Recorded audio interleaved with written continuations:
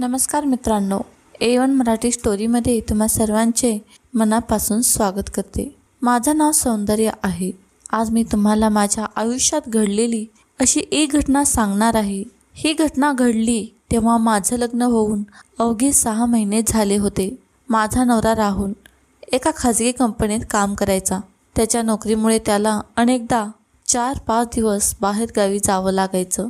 घरात माझ्या सासूबाई, सासरे आम्ही दोघं राहत होतो। सासूबाई माझ्या देवभक्त होत्या आणि माझं अगदी सुरळीत चाललं होतं। एक दिवस राहुलला कंपनीच्या कामासाठी 8 दिवस बाहेर जावं लागणार होतं। तो निघून गेला आणि घर पुन्हा शांत झालं। पहिल्या 2 रात्री काही विशेष घडलंच नाही, पण तिसऱ्या रात्री माझी झोप अचानक उडाली। किती वाजले असतील हे मला माहिती नव्हतं। घरात पूर्ण शांतता होती। तेवढ्यात माझ्या खोलीबाहेर कुणाचा तरी हळू पावलांचा आवाज आला। टक टक टक। मी कान देऊन ऐकत राहिले। पावलं अगदी माझ्या दाराजवळ येऊन थांबली। माझं हृदय जोरजोरात धडधडू लागलं। दाराचं हँडल हळूच हललं। मी जागी होते, पण डोळे मिटून झोपल्यासारखे पडूनच राहिले। दार अगदी अलगद उघडलं। बाहेरच्या दिव्याचा मंद प्रकाश खोलीत पडला। कोणीतरी दारात उभं होतं। काही क्षण तो व्यक्ती हललाच नाही। मी श्वासही हळू घेत होते। थोड्याच वेळात त्या व्यक्तीने खिडकीकडे पाहिलं, मग कपाटाकडे नजर टाकली आणि शांतपणे दार बंद करून बाहेर गेला। मी धाडस करून उठले, दार उघडून बाहेर डोकावलं।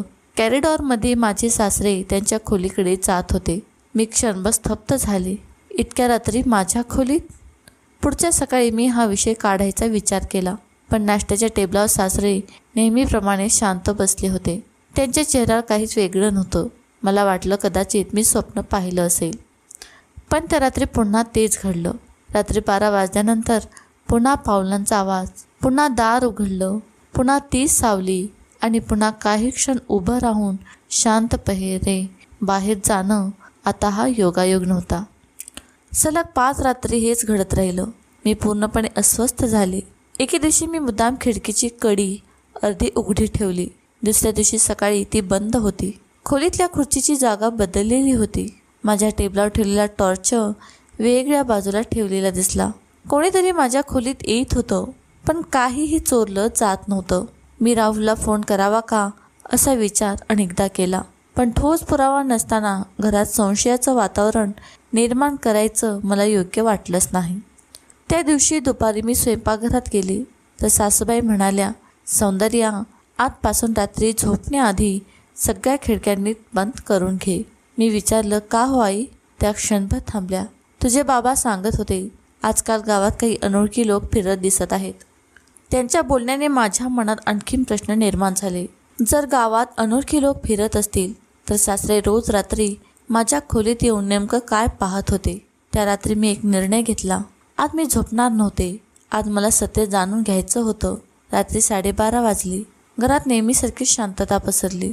घड्याळाने 12:40 झाली होती आणि पुन्हा टक टक असा पावलांचा तो ओळखीचा आवाज माझ्या खोलीच्या दिशेने येऊ लागला।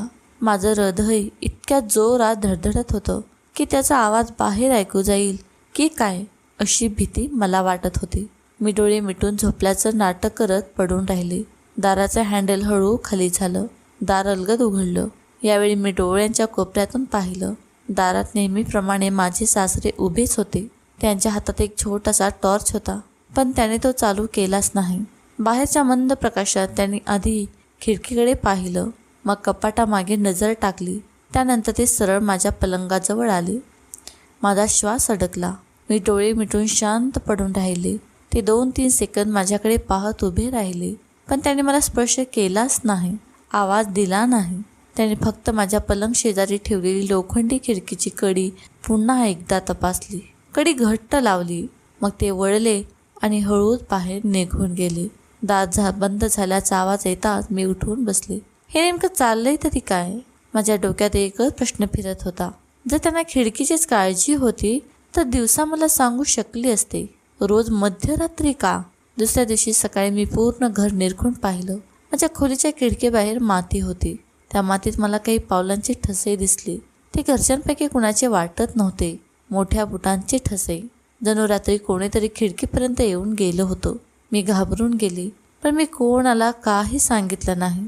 त्या दिवशी दुपारी मी कपडे वाळत घालत होते.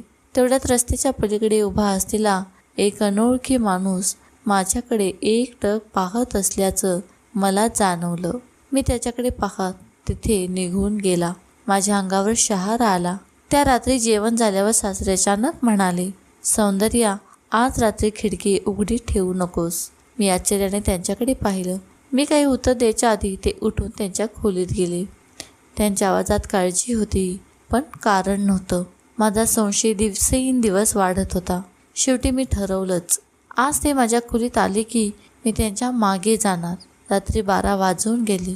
नेहमीप्रमाणे पावलांचा आवाज आला. दार उघडलं. ते आत आले, खिडकी तपासली आणि लगे बाहेर पडले. यावेळी मी 2 सेकंद थांबले आणि अलगद त्यांच्या मागे बाहेर आले. संपूर्ण घर अंधारात बुडालं होतं. सासरे हळूहळू जिना उतरून खाली गेले. मी त्यांच्या मागे काही अंतर ठेवून चालत होते. ते मुख्य दरवाजावर थांबले. दरवाजा उघडला आणि घराबाहेर पडले. मी सावधपणे त्यांच्या मागे गेले. रात्र शांत होती. गावात कुत्र्याचा भुंकण्याशिवाय दुसरा कोणताच आवाज नव्हता. सासरे घराच्या मागच्या बाजूला गेले.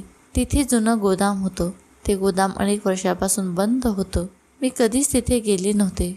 सासऱ्यांनी खिशातून एक छोटी चावी काढली. गोदामाचं कुलूप उघडलं आणि आत गेले. मी बाहेरच्या भिंतीला लागून उभी राहिले. आतून मंद आवाज येत होता, जणू ते कोणाशी तरी हळू आवाजात बोलत होते. पण ते गोदामात दुसरं कोणी गेल्याचं मी पाहिलं नव्हतं. धाडस करून मी खिडकीच्या फटीतून आत डोकावलं आणि जे पाहिलं त्यामुळे पायाखालची जमीनच सरकली. गोदामाच्या भिंतीवर आमच्या घराचा मोठा नकाशा लावलेला होता. प्रत्येक खिडकी, प्रत्येक दरवाजा, प्रत्येक खोली लाल आणि काळ्या पेनने चिन्हांकित केली होती. टेबलवर काही अनोळखी लोकांचे फोटो पडले होते आणि त्या फोटोमध्ये एक फोटो त्या माणसाचा होता, जो दुपारी रस्त्याच्या पलीकडून माझ्याकडे पाहत उभा होता. माझ्या हातपायाला थरथर सुटली. माझे सासरे या लोकांना ओळखत होते का? ते त्यांच्यावर लक्ष ठेवत होते? इतक्या अचानक माझ्या मागून कोणीतरी हळू आवाजात म्हणालं, सौंदर्या, इथे काय करतेस? मी घाबरून मागे वळलेच नाही आणि समोर जे पाहिलं ते पाहून माझ्या तोंडून किंकाळीच बाहेर पडली. सौंदर्या, घाबरू नकोस. तो आवाज माझ्या सासूबाईंचा होता. त्यांच्या हातात टॉर्च होता. त्या मागे उभ्या होत्या. मी थापा टाकत विचारलं, आई, तुम्ही इथे? आणि बाबा, हे सगळं काय आहे? सासूबाईंनी माझा हात धरला. आता ये, पण जे काही पाहशील ते शांतपणे पहा. मी थरथरत गोदामात पाऊल टाकलं. सासरे एका जुन्या टेबलाजवळ उभे होते.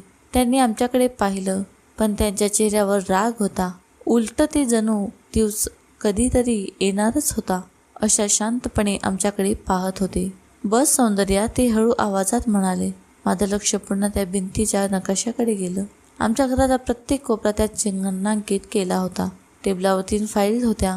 प्रत्येक फाईलवर वेगवेगळ्या तारखा लिहिल्या होत्या आणि आजूबाजूला काही छायाचित्र. त्यातला एक चेहरा मी लगे ओळखला. तोच माणूस जो काल दुपारी आमच्या घरासमोर राहून माझ्याकडे पाहत होता. मी थरथरत विचारलं, हा कोण आहे? सासऱ्याने एक दीर्घ श्वास घेतला. याचं नाव शेखर आहे आणि एकटा नाही. म्हणजे? त्यांनी दुसरी फाईल उघडली. त्या राहुलचे काही कागद, बँकेची नोटीस आणि काही कर्जाचे दस्तऐवज होते. माझ्या डोळ्यासमोर अंधार आला. राहुलचे कर्ज? हो, सासरे शांतपणे म्हणाले, पण त्याने तुला सांगितलं नाही. माझ्या डोळ्यात पाणी आलं. मलाही काही महिन्यापूर्वी समजलं. त्याने चुकीच्या लोकांकडून पैसे घेतले. सुरुवातीला ते फक्त पैसे मागतात. थोड्यात त्यांनी धमक्या द्यायला सुरुवात केली. मग मला काही नाही सांगितलं. सासूबाई म्हणाल्या, कारण तुला भीती वाटली असती आणि राहुलने आम्हाला शपथ घातली होती. मी खुर्चीवर बसले. हात थरथरत होते. सासऱ्यांनी पुढची फाईल माझ्यासमोर ठेवली. त्या घराभोवतीच्या CCTVचे प्रिंट काढले होते. वेगवेगळ्या रात्री, वेगवेगळे माणसं, कधी मागच्या भिंतीजवळ, कधी तुझ्या खोलीच्या खिडकीजवळ, कधी अंगणात. माझा श्वास रोखलाच गेला. हे लोक इतक्या दिवसापासून येत होते? हो. मग पोलिसांकडे का नाही गेलात? सासरे काही क्षण थांबले. पुरावे कमी होते आणि थेट घरात घुसले नव्हते आणि त्यांच्यावर लक्ष ठेवत होते. अचानक गोदामाबाहेर काहीतरी आदळल्याचा आवाज आला. धाड धाड असे आम्ही तिघेही दचकून उभे राहिलो. सासऱ्याने लगेच गोदामातली दिवा बंद केला. संपूर्ण खोली अंधारात बुडाली. बाहेर कोणाच्या तरी पावलांचा आवाज स्पष्ट ऐकू येत होता. 1, 2, 3 कोणीतरी गोदामाभोवती फिरत होतं. माझ्या छाती धडधड वाढली. सासऱ्यांनी ओठांवर बोट ठेवलं. एकही आवाज करू नका. अचानक खिडकीच्या फिटीतून टॉर्चचा आकाश पडला. बाहेर कोणीतरी गोदामात डोकावत आहे. काही सेकंदांनी तो प्रकाश नाहीसा झाला. पावलांचा आवाज दूर गेला. सुटकेचा श्वास घेतला. पण सासऱ्यांनी माझ्या खिडकीतून बाहेर पाहत गंभीर आवाजात एक वाक्य म्हटलं.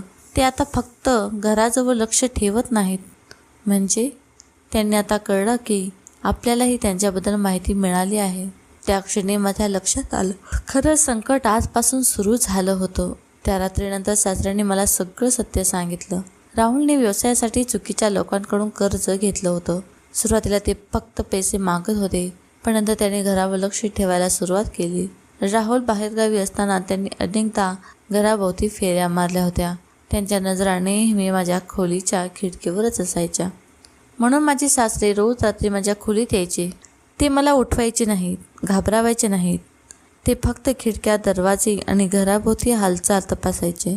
दिवसा काही सांगितलं असलं तरी ते घाबरले असते, म्हणून त्यांनी हे गुपित ठेवले.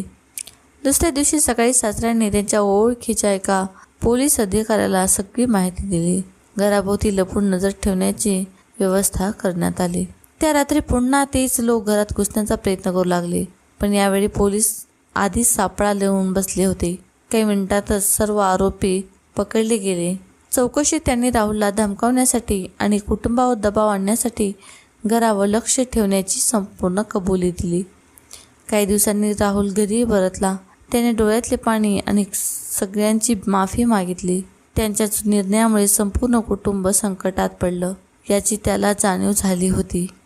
मी माझ्या सासऱ्यांकडे पाहिलं. त्या माणसाबद्दल माझ्या मनात अनेक दिवस संशय होता. त्याचप्रमाणे एकही स्वतःचा विचार न करता माझ्या सुरक्षतेसाठी कित्येक रात्र जागून काढली होती. त्या दिवशी मी त्यांच्या पायाशी बसून रडत माफी मागितली. ते फक्त एवढंच म्हणाले, बाळा, बापाचं कर्तव्य मुलांना सुरक्षित ठेवणं असतं. तू घरात सून आणली असशील, पण माझ्यासाठी तू मुलीसारखीच आहेस. आज त्या घटनेला 3 वर्ष झाली होती. अजून मध्यरात्री एकदा आवाज आला की मला ती रात्र आठवते, पण त्याच्याबरोबर माझ्या सासऱ्यांचा शांत चेहरा आणि त्याने दिलेली सुरक्षिततेची भावना देखील आठवते. म्हणूनच मैत्रिणींनो, प्रत्येक गोष्ट दिसते तशीच असते असं नाही. कधी कधी ज्यांच्यावर आपण संशय घेतो तेच माणसं आपलं सर्वात मोठं संरक्षण करत असतात. तर ही कथा तुम्हाला कशी वाटली प्लीज नक्की कमेंट बॉक्समध्ये कळवा. तोपर्यंत धन्यवाद.